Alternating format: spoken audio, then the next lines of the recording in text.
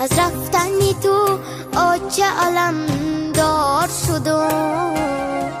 کجای آچه خوردم غمی به آچگی به مار شدم، کجای آچه خوردم غمی به آچگی به مار شدم، کجای آچه من دخترکی بناز پرورده ای تو، امروز بدوشی پدرم بار شدم، کجای آچه